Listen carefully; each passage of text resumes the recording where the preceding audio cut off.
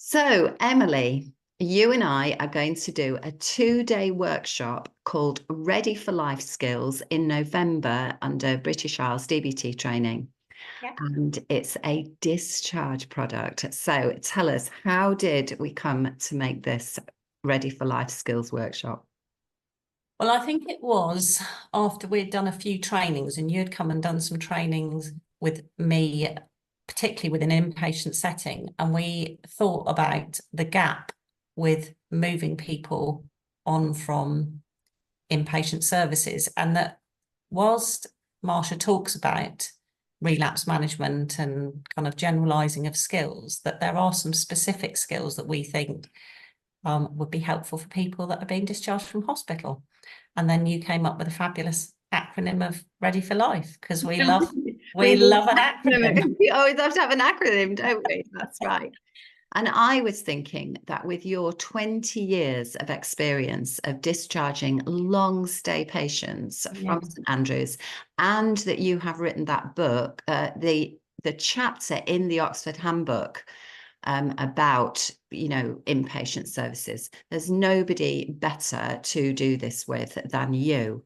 And I have my own experience of discharging community patients.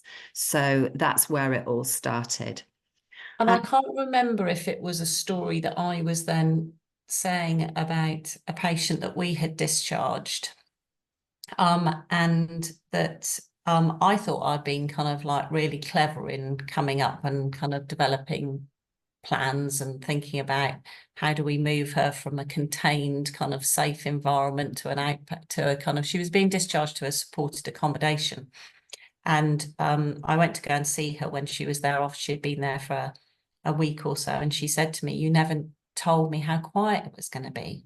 And I just thought, I didn't even think that that was even a thing to be aware of. But of course, in inpatient services, there's noise all of the time. There are people there all of the time. And so I think that the enormity of moving somebody out, whilst at the same time they're desperate to leave, and quite rightly so, they're desperate to leave. But how do we then provide something which helps people think about what those different processes will be, or what those different parts will be?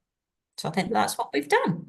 It is. And you said, didn't you, it's the structure, because busy therapists, you can't remember everything. Like, there's so many things to go through, and so racked our brains and put everything together under this structure. And I think it is always that bit of the structures of DBT, whether it's thinking about functions and modes, thinking about target hierarchies, it's the structure that is always the bit that kind of holds you when you're feeling, what am I doing next? Or what is the next bit that I'm, or have I missed something, or all of those things. So I think it's this one of the many things I love about DBT is it gives you structure, which you can then flex and move in between depending on the individual that you're working with. Exactly. That's just what we wanted to do.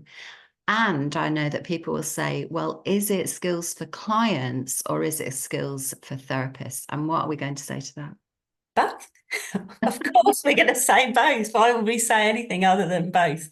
So I think that that's one of the things that we wanted to think about. How do we give skills that will be helpful for therapists within the structure, but also how are we getting the individuals that we're working with thinking about some skills that they might need to consider, like loss, like what are you losing by leaving a place? And I think it is really easy to be, kind of bolting out, and the book about kind of, I hate you, don't leave me, never applies more, that saying, than when we're working with people within inpatient settings.